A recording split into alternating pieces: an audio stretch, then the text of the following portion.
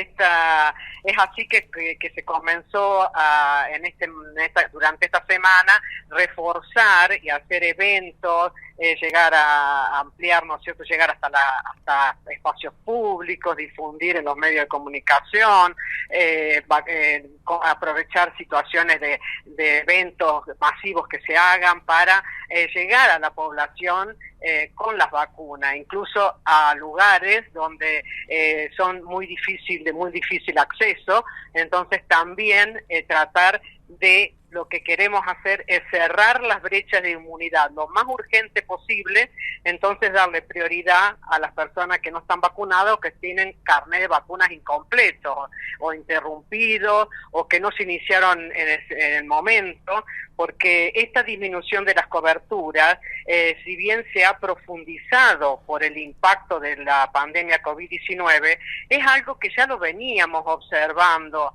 en la última década, pero por supuesto se vio más afectada con la pandemia.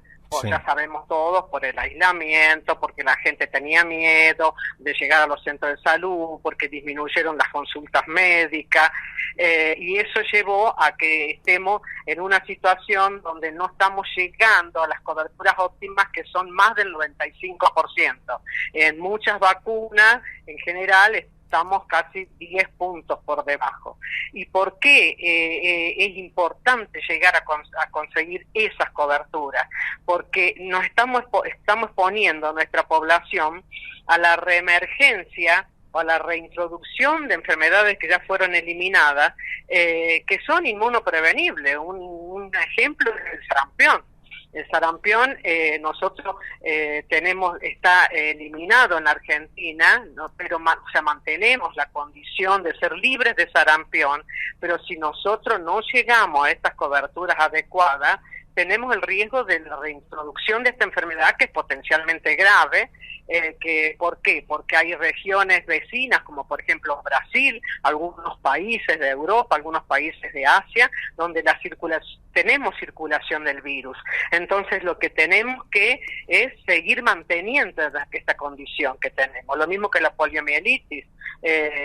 Nosotros no tenemos casos de poliomielitis, pero tenemos riesgo de la reintroducción porque en otros países hay casos de poliomielitis. Una cosa que siempre queremos darle mucha importancia es que cuando ya no las vemos las enfermedades, perdemos la percepción del riesgo de las mismas. Sí. Entonces, un gran ejemplo es, como les dije, sarampión, poliomielitis, que son enfermedades de alta mortalidad, que dejaban secuelas muy importantes. Entonces, por eso es que el peor enemigo de una vacuna es su propio éxito. Sí. ¿Por qué? Porque no las vemos a la enfermedad. Yo, por ejemplo, he visto niños, otra vacuna importantísima que se pone al año de edad, que es una única dosis, que es la hepatitis A. Es una vacuna emblemática, es un antes y un después de esta vacuna, porque ya no vemos casos de hepatitis A y prácticamente, y no vemos trasplante hepático, porque el virus producía fallo del hígado, puede producir, fallo del hígado, y entonces ya no vemos trasplante hepático por este virus de la hepatitis A. Entonces es un gran impacto de esta vacuna. Sí. Yo cuando hice la residencia vi casos de niños que tenían que hacer trasplante por este virus y ya no lo vemos. Entonces eso es lo que la población pierde, ¿no? Sí. La percepción de la gravedad de enfermedades, como por ejemplo, el día miércoles fue el Día Mundial de la Meningitis. Por ejemplo. También una enfermedad que es producida por las 3 principales bacterias, que son el Haemophilus influenza, el meningococo y el neumococo. Son enfermedades que tenemos vacunas para prevenirlas, con los que sabemos los riesgos que corre un niño, sobre todo los más pequeños, con la meningitis. Es una vacuna, la del Haemophilus influenza es una vacuna que está junto con la quíntuple, ¿no? Con difteria, tétano, tos convulsa, y este Haemophilus influenza, que se pone a los 2, a los 4, a los 6, y entre los 15 y 18 meses, que es el refuerzo. hablando de este tema, también en esta vacuna, la quíntuple, está la coqueluche, también, que lo que llamamos también tos convulsa, es una enfermedad que es muy grave en el niño muy pequeño, el menor de 6 meses. Por eso que también queremos reforzar las vacunas en las embarazadas, porque en las embarazadas se le coloca la triple A celular, que es difteria, tétano y la pertussis, que es la tos convulsa, que se pone en cada embarazo a partir de las 20 semanas de gestación.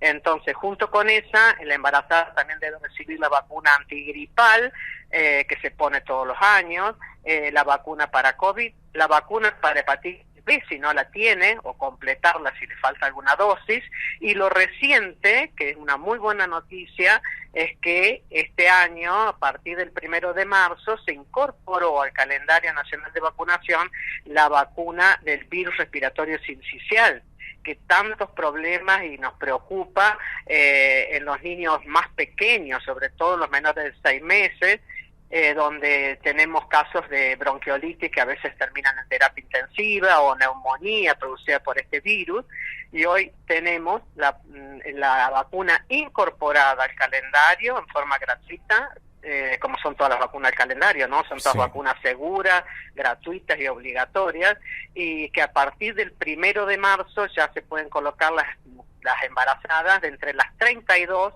y las 36.6 semanas de gestación. Tal cual. Eso hace que los anticuerpos de la madre pasen a la placenta y entonces terminan protegiendo, esos anticuerpos pasan al niño y entonces terminan protegiéndolo, sobre todo en los primeros 6 meses de vida.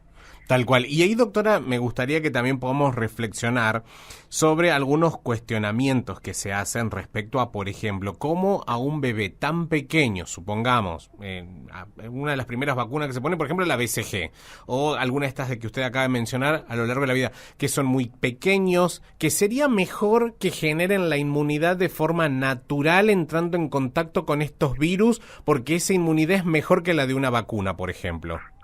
No, o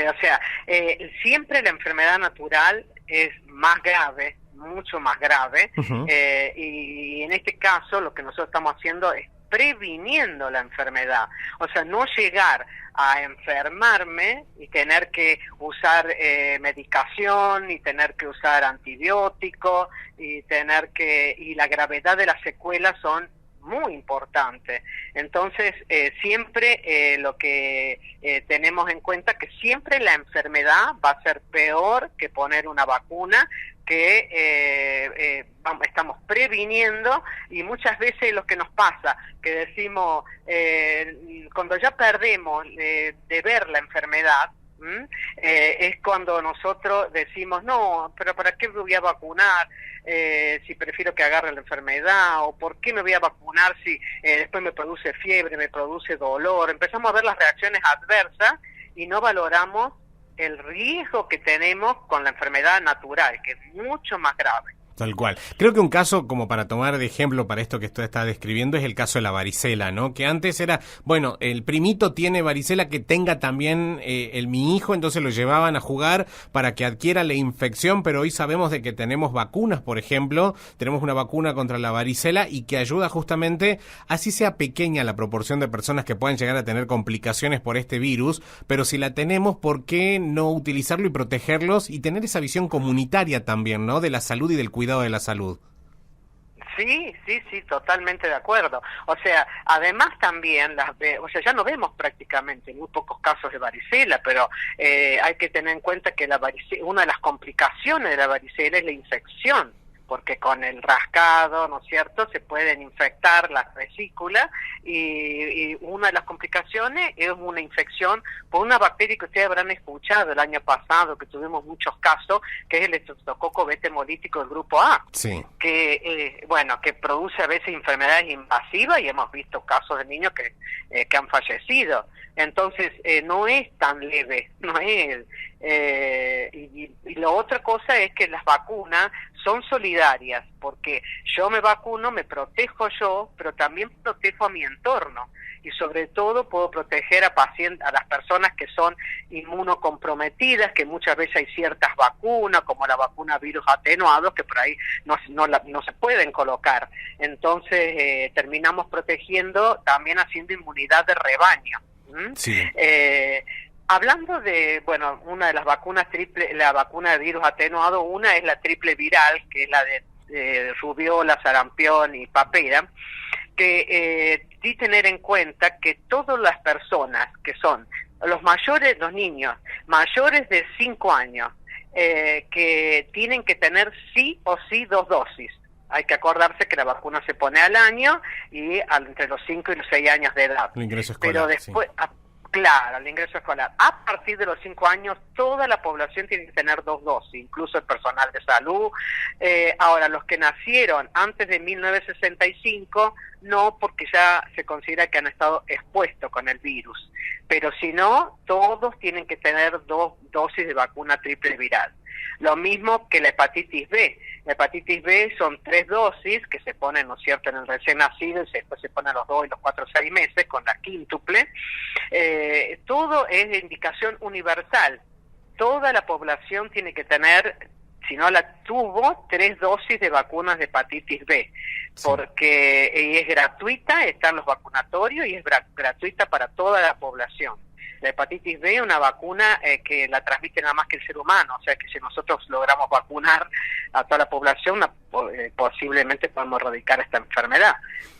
Una enfermedad que decimos que si quedamos como portadores de esa enfermedad, podemos llegar a tener mayor riesgo del cáncer hepático, ¿no?